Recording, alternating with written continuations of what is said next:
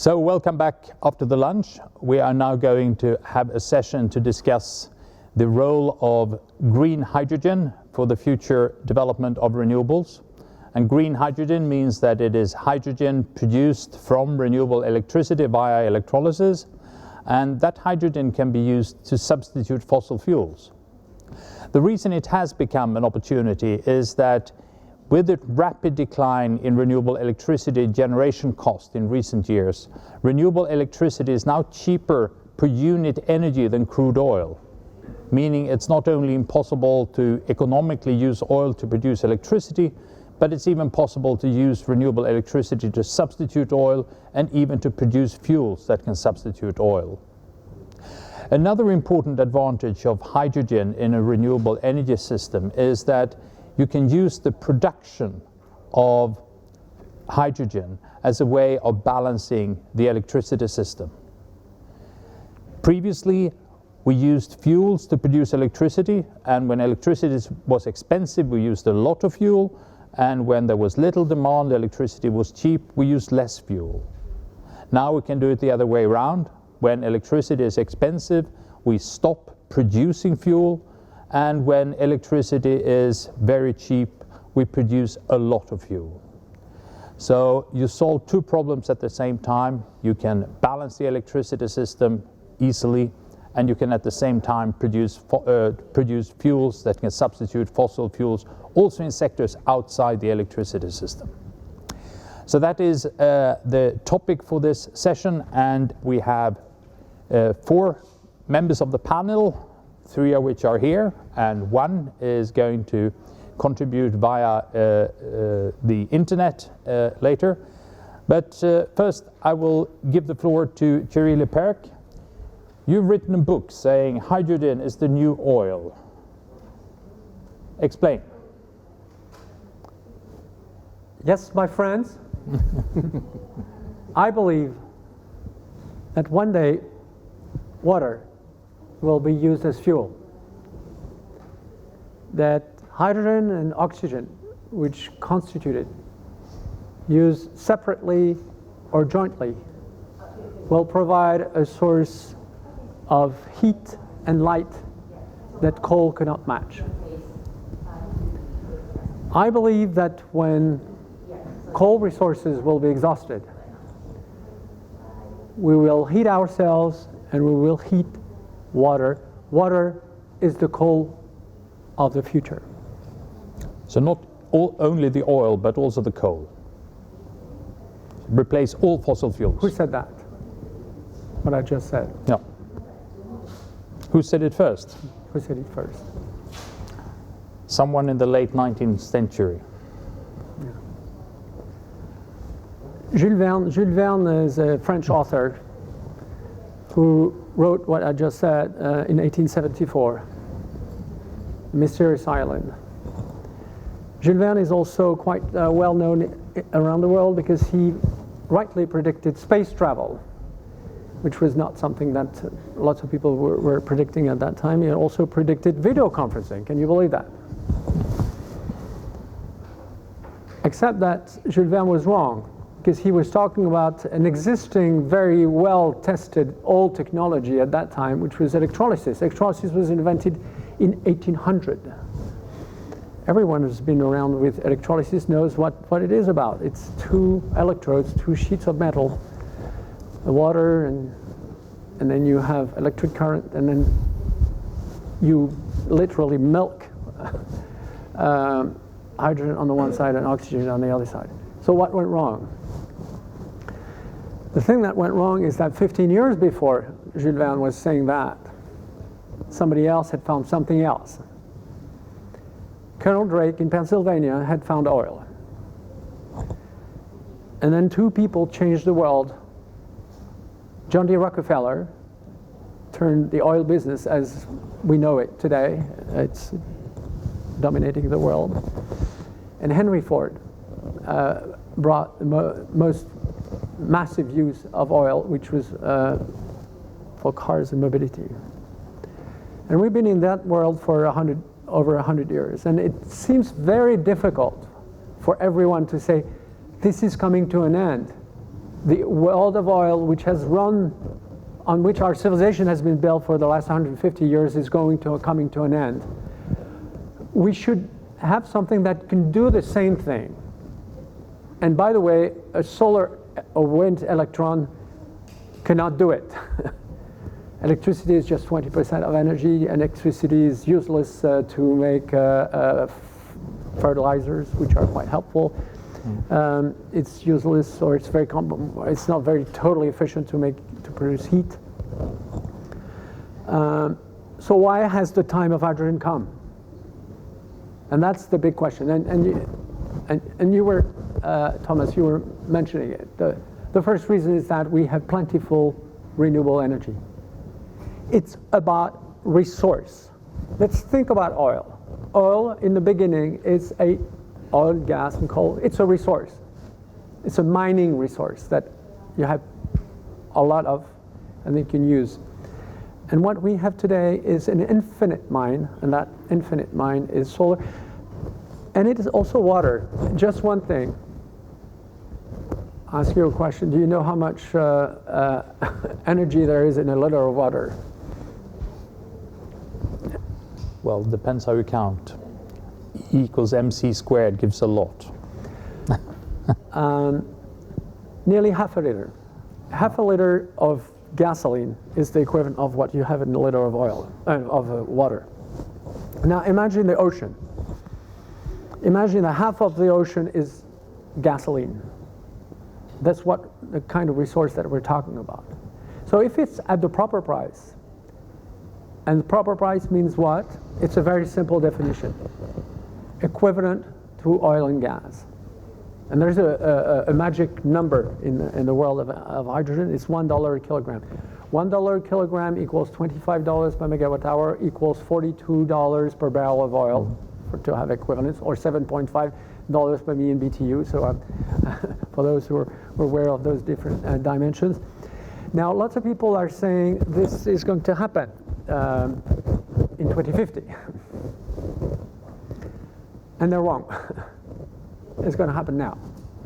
Why? Because in order to reach $1 a kilogram, that's very simple to understand. You need $15 per megawatt hour solar or wind, which is something which is already achieved across the planet in places like the US, Mexico, Brazil, Chile, Spain, the UAE, Saudi Arabia, etc. Done. You also need $200 a kilowatt electrolysis. And it's not done, except that it can be done today, provided you have the scale. And it's just not waiting for an experience curve to work. It's just organizing the manufacturing of that. And the technology is around. I guess we'll have later on a presentation of what wonders that electrolysis can do in a centralized fashion or a decentralized fashion. In this case, I'm rather talking about mass scale, centralized fashion, and there are different options about electrolysis. But something is more important than everything. It's not just the upstream, the resource. It's how you transport that resource and how you deliver it. And here we have an excellent news. I guess we'll talk about gas infrastructures. Well, the excellent news is that we can reuse natural gas piping systems nearly as such. We can also reuse gas storage. I just would like to give you a number. The total battery storage available today in the world is equivalent to 22 seconds of global power consumption. Bloomberg New Energy Finance tells us that by 2040, that's 20 years from now, we will have 52 minutes of battery storage capacity. Now, we will not go through the winter with 52 minutes of storage.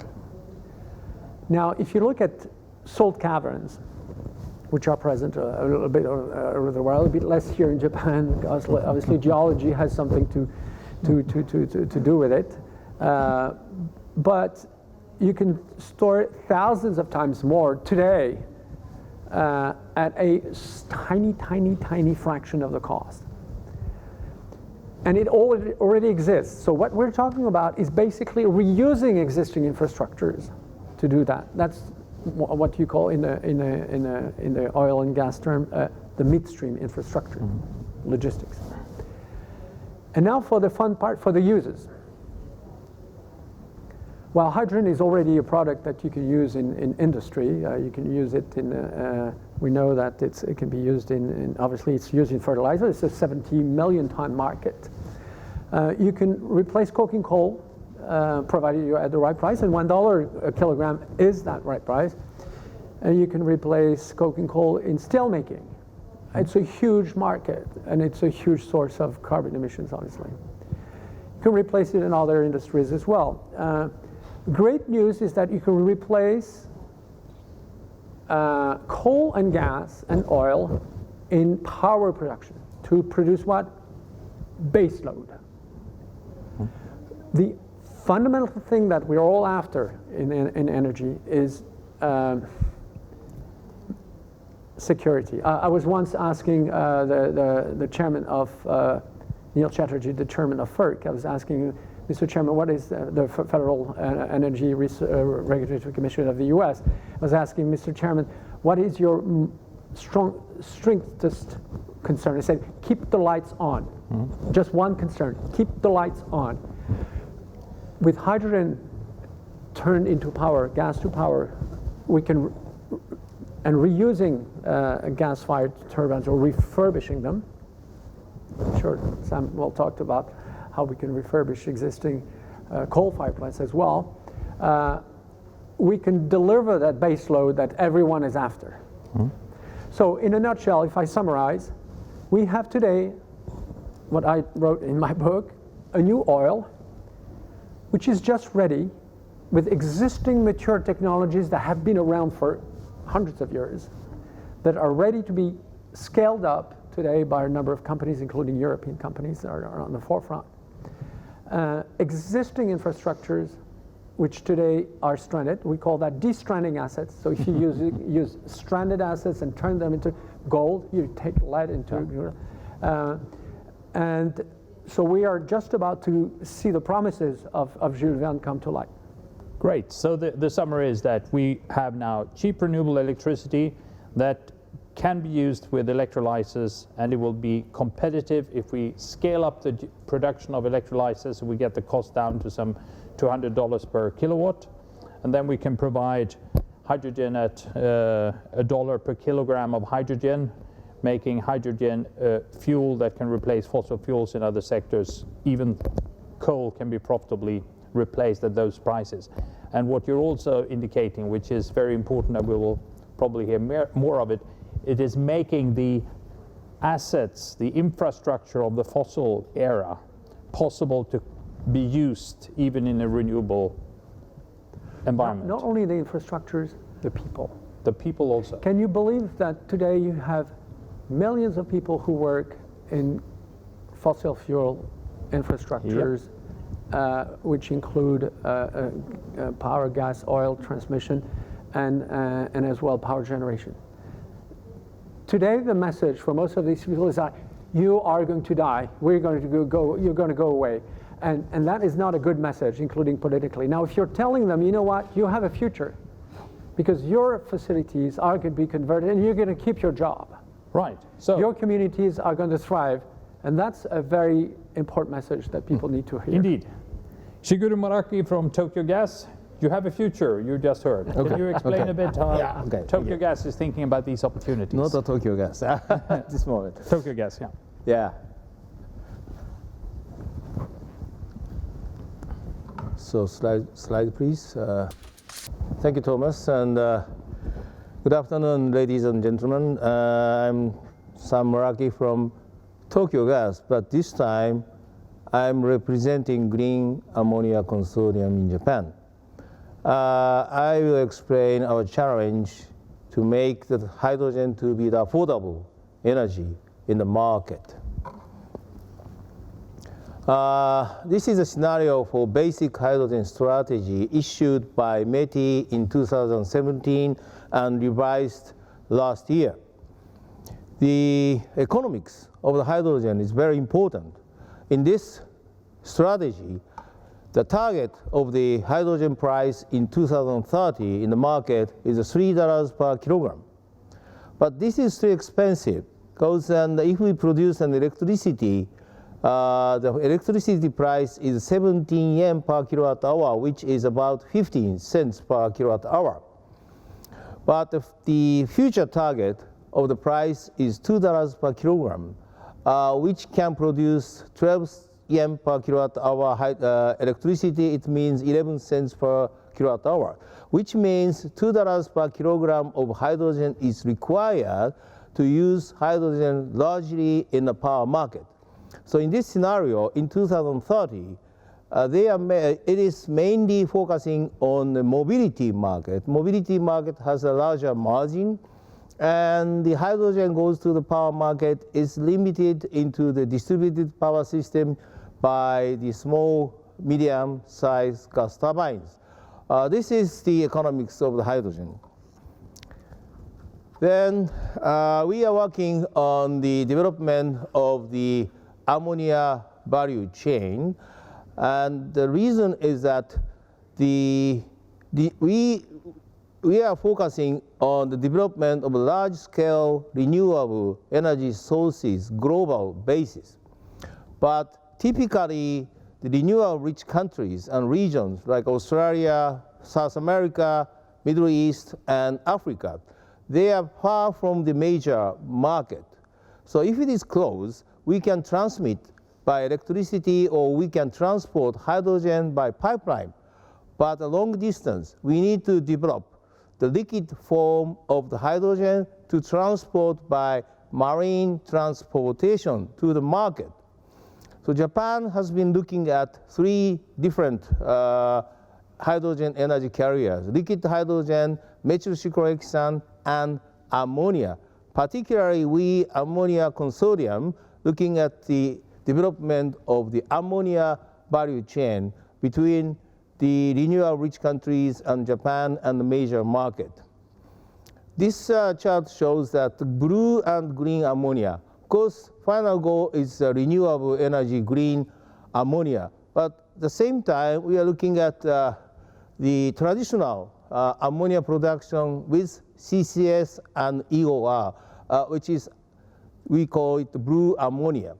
Our feasibility study says that the blue ammonia can establish the cost of the $340 per ton of ammonia at Japan, which is equivalent to the $2 per kilogram of hydrogen, which means ammonia can achieve the cost of the hydrogen which is required to use in the power generation.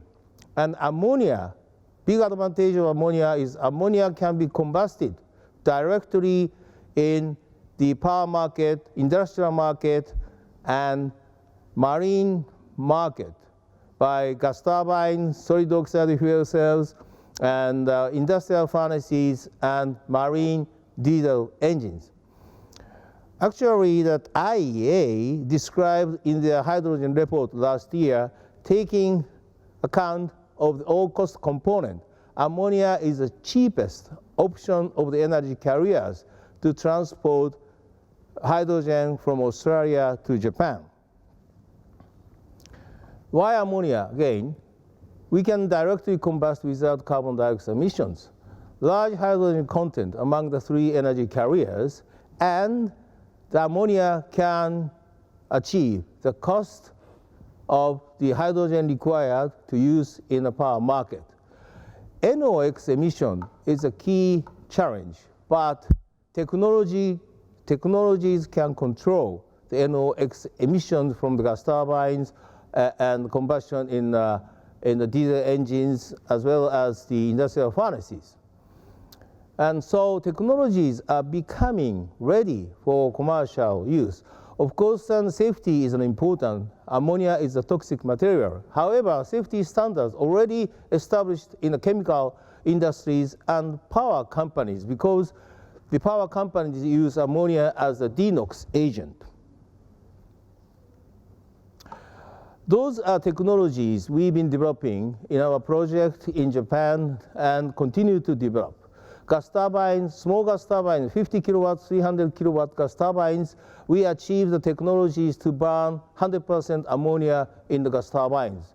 Medium-sized gas turbines, 2 megawatt, we achieved the 20% mixture in natural gas, but now we are developing the technologies to use ammonia up to 100%.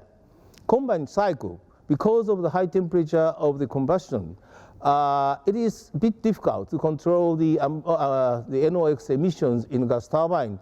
So what we are trying to develop is that we install the decomposition unit and using the part of the exhaust heat to produce the hydrogen from ammonia, and hydrogen will be supplied to the gas turbine. So gas turbine itself is a hydrogen gas turbine. Ammonia is a source.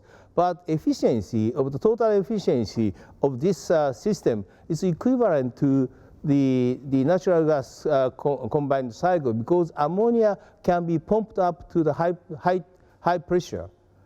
Compared to the compression of the natural gas, the compression energy is smaller, much smaller, and even we have a heat loss, but total efficiency is equivalent. And we've been developing the mixed combustion in coal-fired boilers, 20 to 50% mixture in coal-fired boilers. This is one good option to reduce the carbon dioxide emissions in coal-fired boilers. And solid oxide fuel cell, we are targeting 10 to 200 kilowatt solid oxide fuel cell, and industrial furnaces and marine diesel engine. Already German manufacturer of MAN announced to develop the marine diesel engine in 3 years. So the maritime market is one of the promising market of ammonia in the future. This is a roadmap of the ammonia supply chain.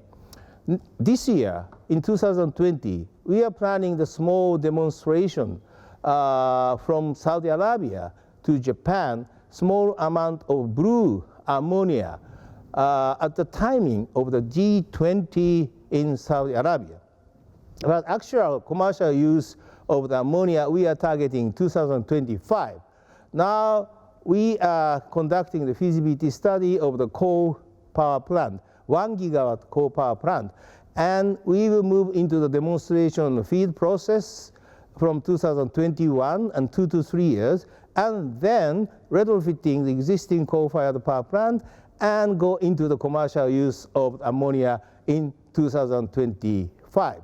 It is 500,000 tons, 1 million tons, and we will expand the use of ammonia into the type of the power generation, including combined cycle and industrial furnaces, and we are targeting the total offtake volume in 2030 is 3 to 5 million tons, which is about 2% of the power generation in Japan and can reduce the 1% of the total carbon dioxide emissions in Japan.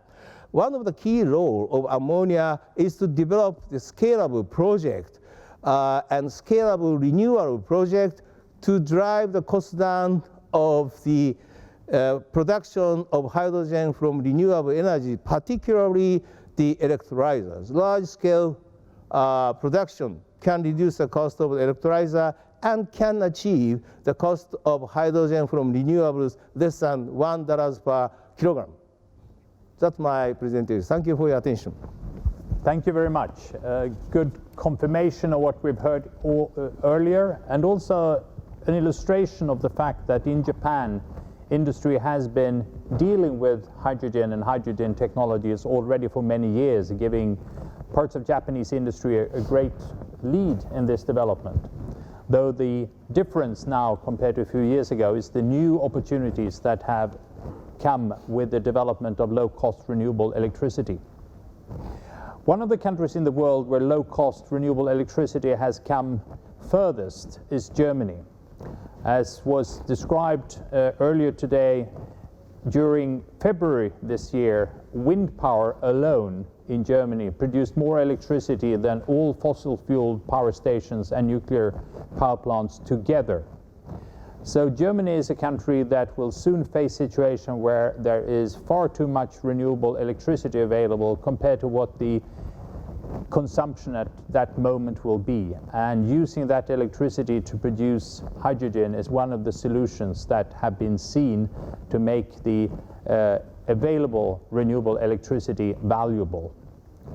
Geert Tjarks, who hopefully is with us via the internet, will now tell us a bit about the German strategy. The floor is yours, Geert. Yeah, thank you, Thomas. So hopefully everyone can hear me. I'd like to give you just a short introduction of the German approach towards hydrogen. So actually we started, I would say 15 years ago, basically for the transportation sector, because you can see that especially the transportation sector actually didn't achieve their CO2 reduction targets we had in the Paris climate agreement. So actually hydrogen and fuel cells were basically located in the transportation sector. And as you just mentioned, for Germany especially, we have very high shares of renewable energy. But to make that pretty clear, we say, or let's say, from the total energy demand we have in Germany, which is around 2,500 terawatt hours of energy, we only have around 250 terawatt hours of renewable electricity. So in the end, what we did for the last, I would say, 10, 20 years is more an energy transition in the electricity grid, but not in the total energy demand we have. So especially for, as you said, oil, coal, and stuff like that, we have to find ways to actually decarbonize, find alternatives to these fossil-based energies. So it's true that we have very high shares of renewable energy, and that's actually one reason why we have today a more broader view on hydrogen, because in the end, the question is how we want to integrate all these renewable energies we have. And the problem, as you might know, is that most of this renewable electricity is produced in the north of Germany, but most of the applications for energy is more in the west and in the south of Germany. So the question is how we get these large amounts of energy produced from the north to the south. And actually that's the problem for our grid. So right now the deployment of the grid didn't actually suit the production capacity we have. So of course there is excess energy in Germany. But to be very clear on the 2050 numbers, it's absolutely clear that Germany isn't big enough and that we don't have enough capacity to produce 100% of these 2,500 terawatt hours of energy via electricity or renewable electricity. So in 2050, Germany will depend on import of energy sources. And actually that's a very interesting thing for hydrogen, because hydrogen can be very easily imported. It's a very suitable energy carrier, and that's pretty comparable to Japan. So Japan will depend on energy import in the future. That's actually the same for Germany if we go the 100% renewable path. So in the end, the question was how we want to integrate all these renewable energies, not only to the transportation sector, but to all sectors we have. So like industry, like heating, domestic heating and stuff like that. So in the end, we say we need an integrated energy system. And for integrating these renewable energies, we need an energy carrier, and hydrogen is pretty suitable. And in the end, it doesn't depend if you use renewable natural gas produced from hydrogen, or as we've heard, ammonia or methanol. You always start at the hydrogen and at the transition from electricity to green hydrogen. So for us, it's actually two key technologies. It's the electrolyzer. So we talk a lot about green hydrogen. Of course, blue hydrogen is something we discuss, but in the end, it should be the green path. So for early markets, I mean, in the end, for us, the biggest problem for hydrogen is to make it compatible to fossil-based energy carriers. So in the end, we have to bring down costs. So in the end, it's all about cost. It's all about integration of these new technologies. It's about scaling up to bring down the cost. And as we've heard, the transportation sector is pretty interesting because there is a very high willingness to pay for energy. So we think that the transportation sector could be a first sector for green hydrogen. And as you know, there are different applications in the transportation sector, so we can actually have different options to produce or to use electricity or green hydrogen in the transportation sector. But for us, actually, we started at the passenger car, but go more and more towards the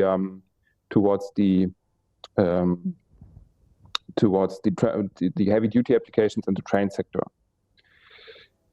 So Germany has one of the, I would say, most, after Japan, by the way, most advanced infrastructures for refueling stations for hydrogen, and we established around 85 fueling stations, and we will have around 100 in the end of this year, which means actually we can address around 6 million customers of fuel cell vehicles. And as I just said, we're going more to the heavy duty applications, but passenger cars and fuel cell vehicles is a commercial product which we can actually buy right now. So for us, passenger vehicles could be an option for the short term to actually increase the demand for green hydrogen in the transportation sector. When it comes to the production of green hydrogen, and as I said, for us, water electrolysis and power to gas is a key technology in that field. In the end, it must be pretty clear that we will need a market for green hydrogen. So of course, cost and the production of green hydrogen is not competitive to fossil-based energies right now. But in the end, let's assume we have the perfect conditions for the production of green hydrogen. In the end, you have to find a market where you actually can sell that green hydrogen. So for us, it's not only about finding right conditions for hydrogen production, but finding markets to actually use that green hydrogen. So power to gas for us is one key technology, and there were a lot of studies about how or which capacities will be needed in 2050. And actually, I can give you numbers from 50 gigawatt up to 200 gigawatt. So in the end, I would say we have, for every number in 2050, we have one study, which actually means these 2050 goal or this 2050 frame is pretty much in the future. So we should have more a view on the short-term targets. So what do we need in 2025 and 2030? Because today, to give you a number, Germany has around, I would say, 50 to 80 megawatts of installed capacity. But if we want to achieve these climate targets in 2050, we should have a capacity installed in 2030 of around 5 gigawatt, 3 to 5 gigawatt, I would say. So there you can see, if you want to deploy, let's say, 5 gigawatt in the next 10 years, and we are starting on 15 megawatt, you actually can see that we shouldn't have a discussion about 2050. We should actually start to deploy. But because in the end, as we've heard, technology is ready. It's about the cost. It's about scaling up. In the end, innovation today lies in the integration in the existing energy system, not in the technology anymore. So technology is ready. We have to find a way to integrate these large-scale systems in the existing energy system. So these are numbers for 2030, what we want to achieve in 2030. Actually, what are the next steps for Germany or for the German government? Well, we have, or right now we are developing hydrogen strategy for Germany. It's developed by 4 major ministries, and we want to introduce that in March 2020, which actually contains the framework for future activities. Because in the end, we will need a very clear framework for industries, for investment companies to go in that technology. It must be pretty clear. If you want to invest in hydrogen, you're talking about timescales from 10 to 20 years. So you have to have a very clear framework for that. So this strategy will include 30 measures for actually every sector. So for us, it's as I said, we always talk about, when we talk about hydrogen, we talk about the complete chain from production, infrastructure to usage. So you have to think everything together to make hydrogen happen. So actually that is the reason why we've gone more and more to these, we call it regional integrated projects. We introduced the framework Highland, which actually means we will have 3 large-scale hydrogen regions in Germany. So large scale means every region has a budget of around 100 million euros, which is funded by 20 million from the government. So it's comparable to the H2 Valley projects from the European Commission. So we will have 3 of them, and in addition we will have around 22 regions which we are preparing to become such an hydrogen region. So it's about first regions, integrated projects for first regions, and next steps preparing regions for becoming a hydrogen region. So these Highland projects are pretty much located in the transportation sector, because I said these are the first markets, but in addition we're talking about industries as well. So we will have large-scale R&D projects, around 11 projects only for hydrogen, which means refinery, steel production, all these things which will need a further R&D. So for us, big, large-scale industry applications will be interesting, I would say, from 2030 on. But until then, we have to develop these applications as well. And if you have a look on the international scale, actually, we are pretty much in line with these integrated projects with the European Commission and the international level. So that's actually what we're doing on the international level as well. We're trying to find integrated projects, regional projects, to integrate this technology on large scale to bring down the costs. And that's my last slide, because as you noticed, I always say integrate and combine things. In the end, hydrogen can't be done isolated. So you have to find ways to cooperate, to find partners with the same interest, bring interests together. So in the end, it's all about integration, cooperation. And that's the reason for this last slide and my last message. We have to cooperate and find ways to actually achieve this hydrogen economy together. So thank you for that. Thank you, Geert. We have now heard very clearly by several speakers that renewable electricity is now available at low cost, enough to make this possible. The technology exists, but what is necessary is that we need to bring the cost of electrolyzers down to the $200 per kilowatt that you said, Thierry, was the key target here to make this a viable option. We heard in Geert's presentation about the R&D efforts in Germany, but you, Thierry, you said this is not a matter of new technology, it's a matter of scaling up and acquiring industrial experience. The final member of this panel, Jens Bischoff, is from one of the companies that actually have a technology and is starting the significant step of scaling up and reducing costs. Can you tell us a bit about the opportunities you see? Yes, sure. I will do it with my slides. You're welcome. That's okay.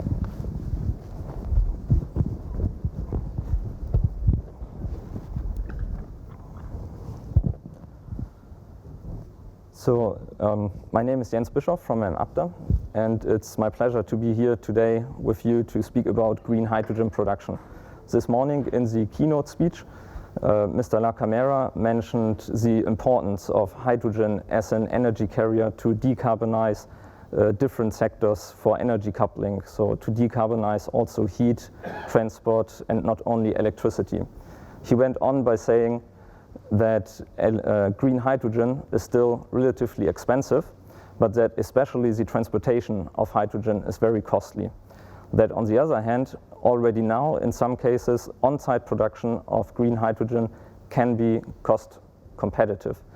So that fits in very well with my presentation, which is about on-site green hydrogen production with modular scalable electrolyzers. So important steps have been already taken to decarbonize electricity, but molecules remain stubbornly dependent on fossil fuels. As the other speakers have already been mentioned, hydrogen is the perfect energy carrier for sector coupling. That's why recently hydrogen is gaining momentum and is getting more and more support internationally from think tanks, governments, industries, investors. They all realize the potential of green hydrogen, and the market for green hydrogen will grow fast. And that's why also Enapter is getting a lot of attention recently. So we've been mentioned in many newspaper articles, and many people are interested in companies like Enapter who are producing products for green electrolyzer technologies. Enapter has a very innovative technology, and during the last 2 years we have won several awards for our technology.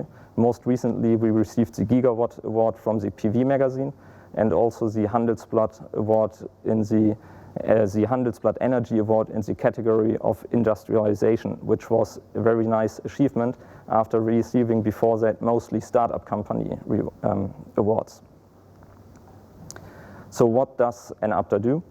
Enapter develops and manufactures the patented AEM electrolyzers, which can enable on-site green hydrogen production for many different applications, may it be synthetic fuels, fuel cells, energy storage, or direct use for feedstock industry heating and cooling.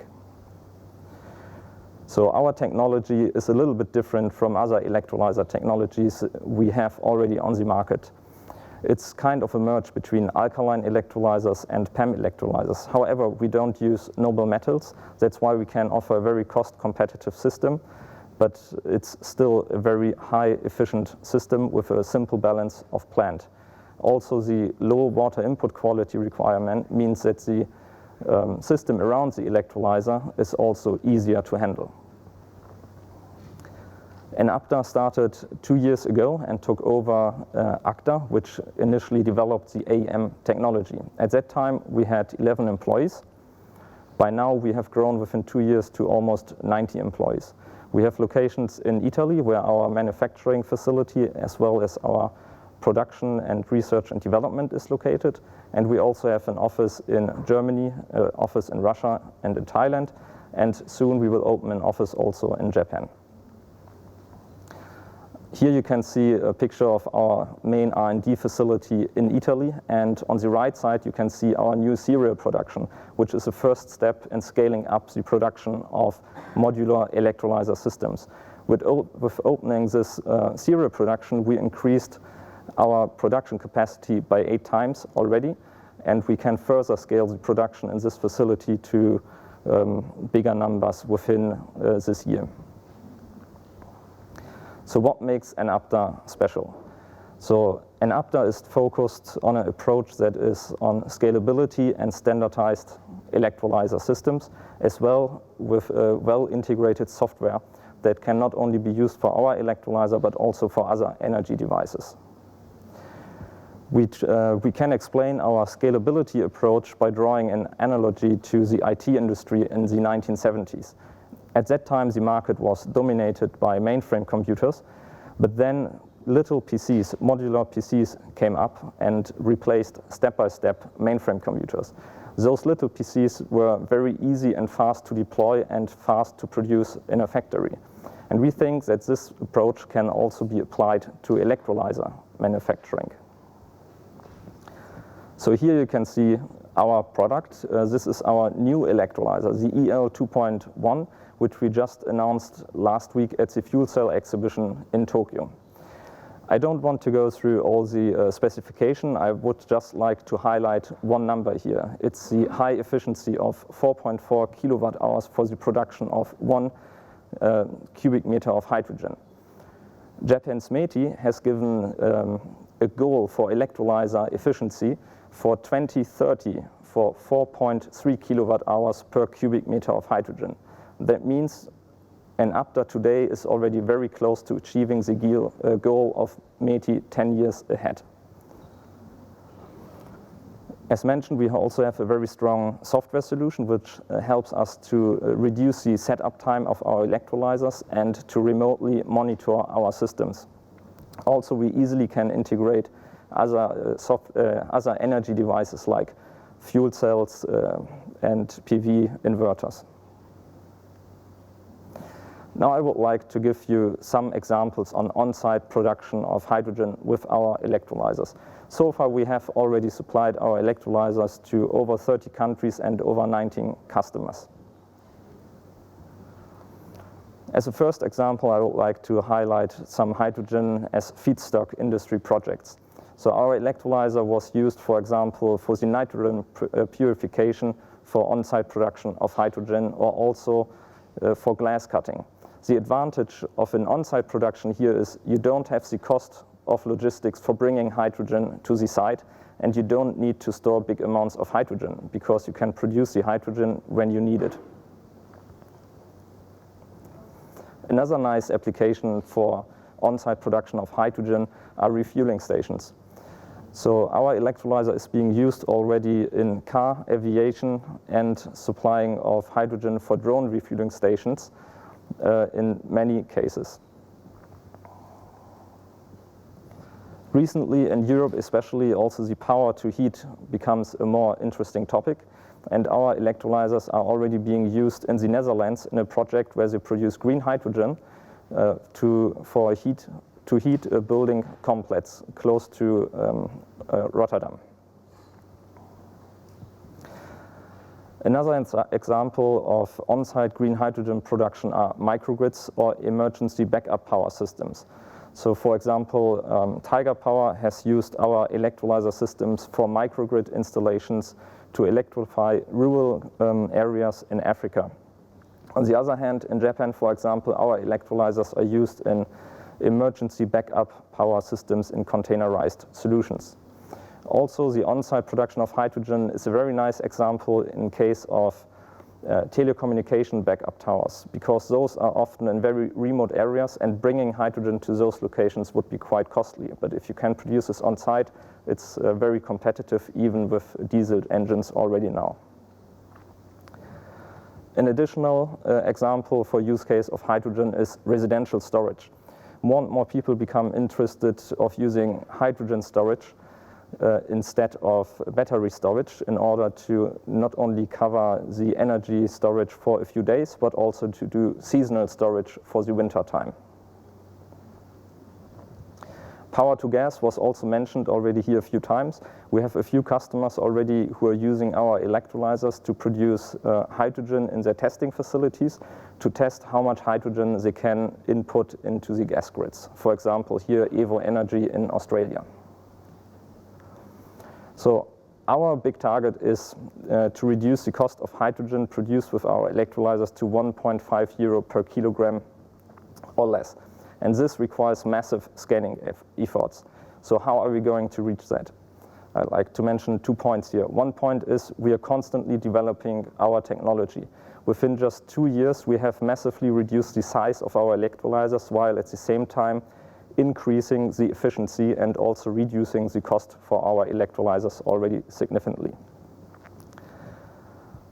In order to further decrease the cost of our electrolyzers and to scale up the production, we are currently planning to build a mass factory for our electrolyzers. This will become Enapter's headquarters and research and development facility.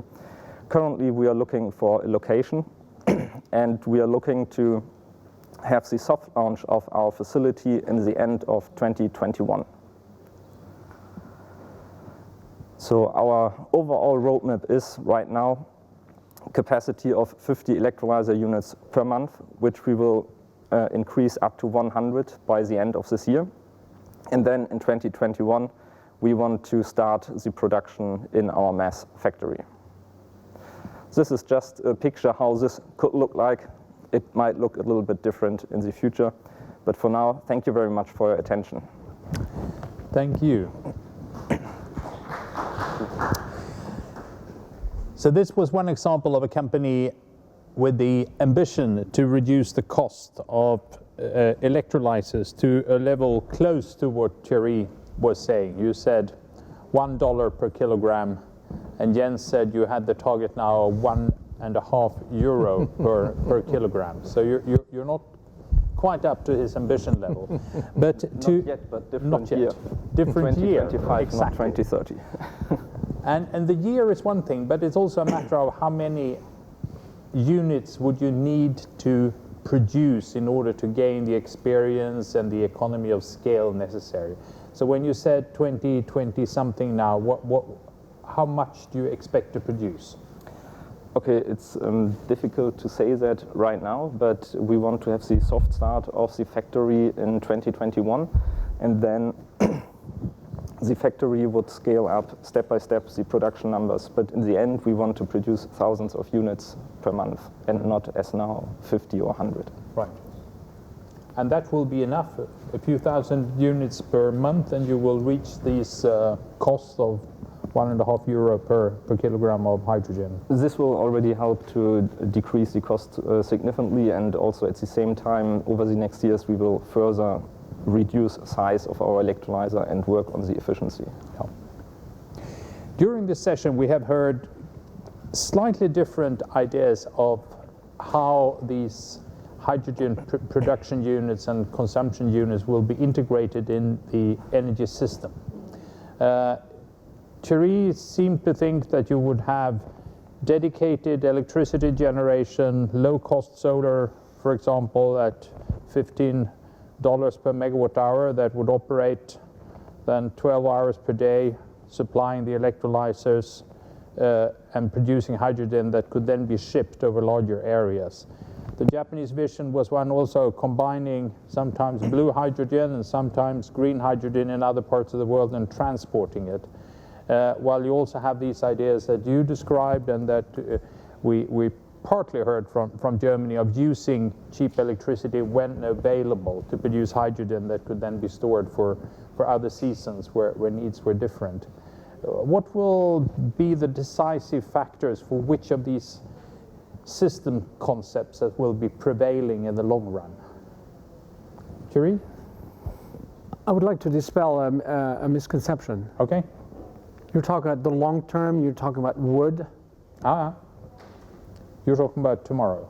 No, today. Today. No, and I'm going to tell you what we are doing today with my company. We're bringing together TSOs, large gas transmission operators in Europe, which want to have natural gas switched to hydrogen in their gas pipelines as soon as possible. Yep.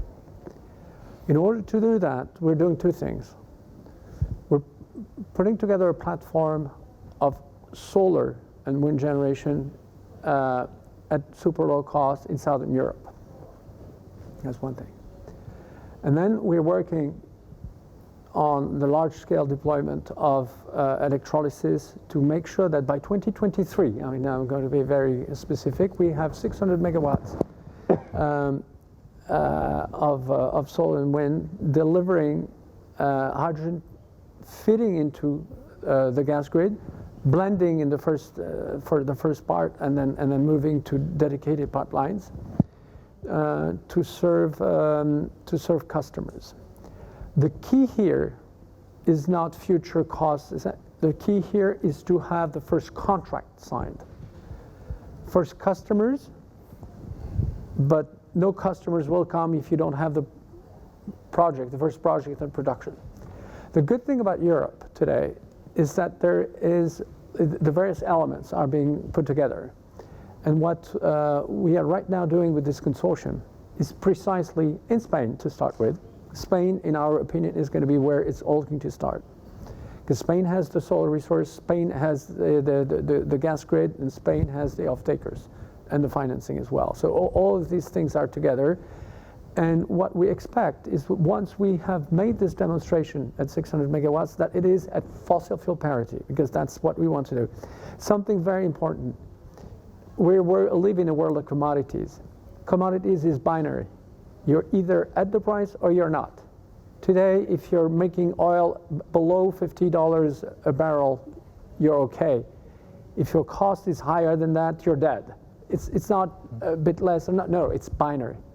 And what we want to be able to show with these Spanish projects is that it's working right now, and then it can be expanded at far bigger scale. Now, getting back to what is going on here in Japan, I think what Sam was showing is a very interesting concept, that you don't need to have all these things together as we have in Europe. You can also work with more distant source of production. And I would like to send a very, very strong message to the Japanese players. This is not for the future. Japan needs to go massively for that. And if Japan doesn't do it, or if other countries, think about the consumers in Europe which will want to have products sourced by zero carbon energy. Nobody will be able to sell their product, whatever that product is, into Europe. I forget about taxes. I'm talking about the customers. If it's not zero carbon very soon. There are 500 million people out there who are going to make informed choices, and it has to come very fast. So then again, it's a market-driven thing, and finance will come that way. What we're saying, just on a personal note, next week I'm in London. We are going to present those projects and the concept to investors. Initially, there were 5 investors and bankers. We're going to make 64 of them. You have today crowds of financiers who are coming, but they will only come based on bankable and existing and sound business models. So what we have to do is not just to think about the future, etc., to structure concrete projects, immediate projects that fit the requirements of banks and investors. Right. Geert, I would like to ask you, Thierry is describing the interest of some of the gas infrastructure owners in Europe to immediately start feeding hydrogen into the existing gas grid. Is that something that is a hot topic in Germany as well? Well, yeah, it is.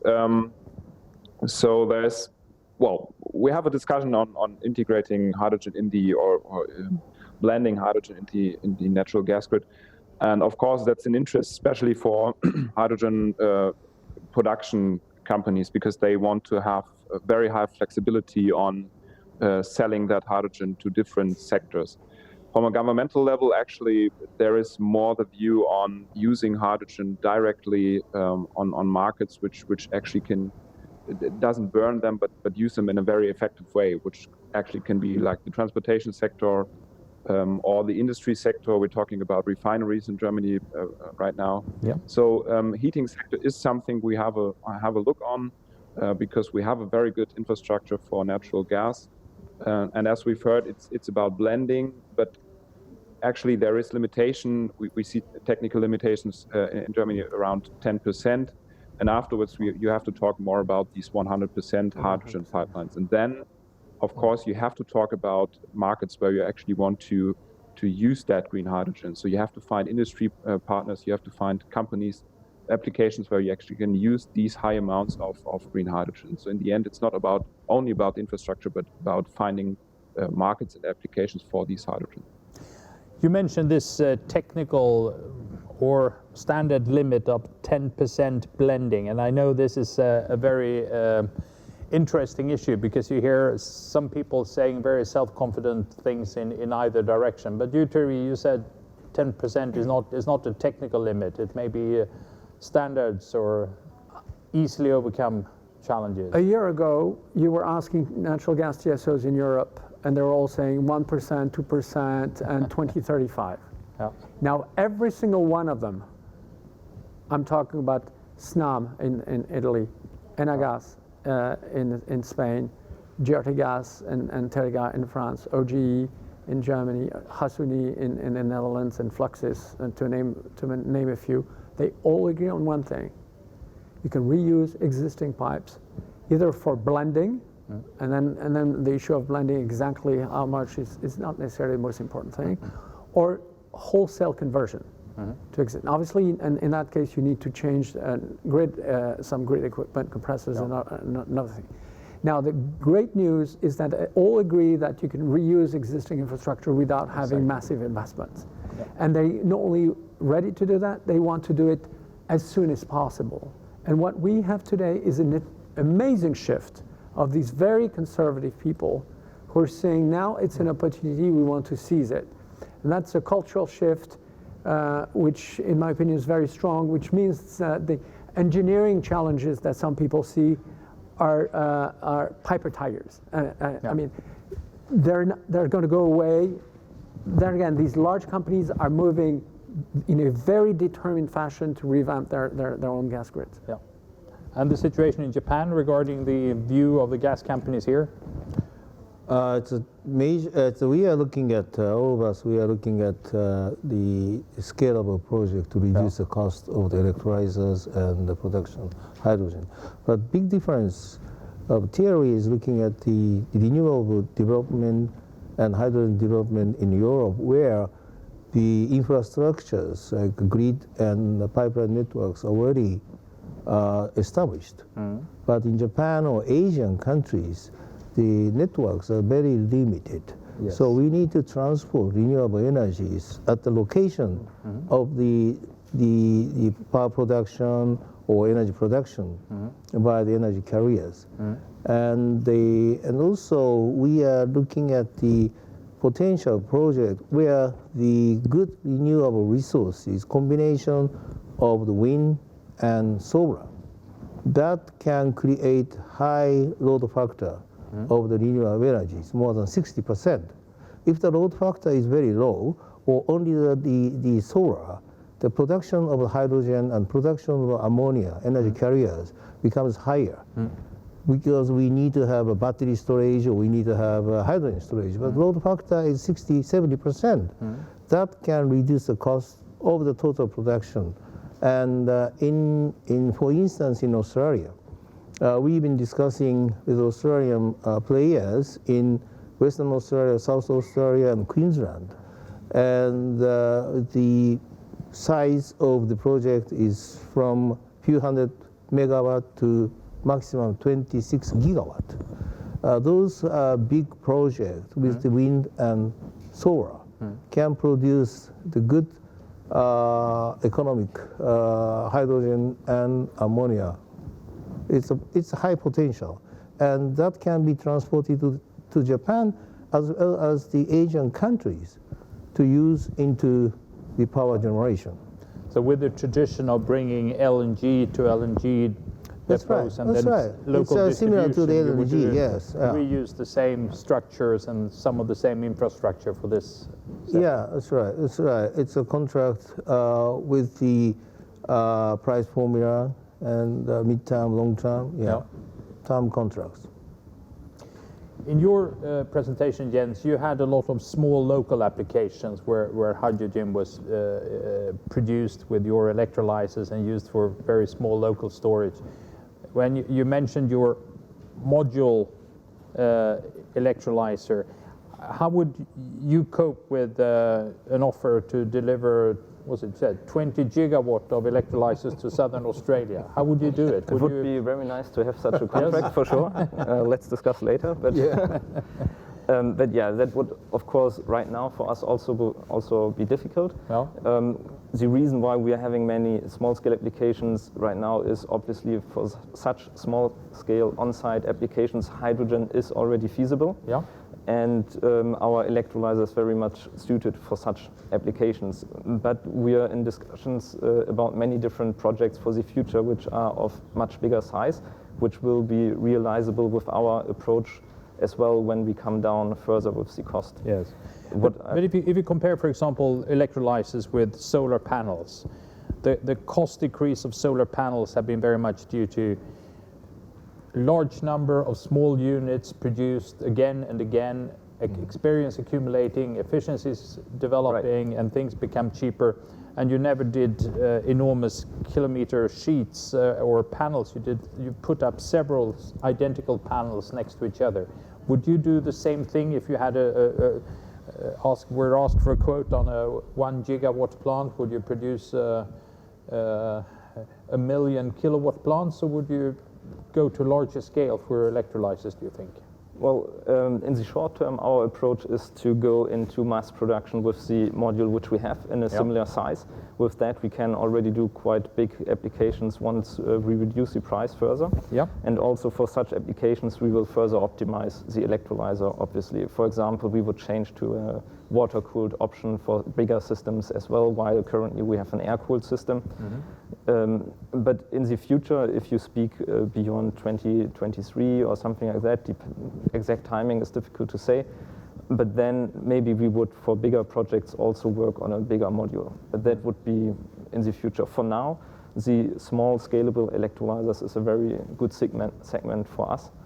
And one point I would like also to mention, because here in the discussion it was sometimes mentioned, okay, we will have imports or on-site production, but I think we will have actually both, because you will have applications where it makes sense to have on-site production, but in the long term, of course, there will also be big central production with import.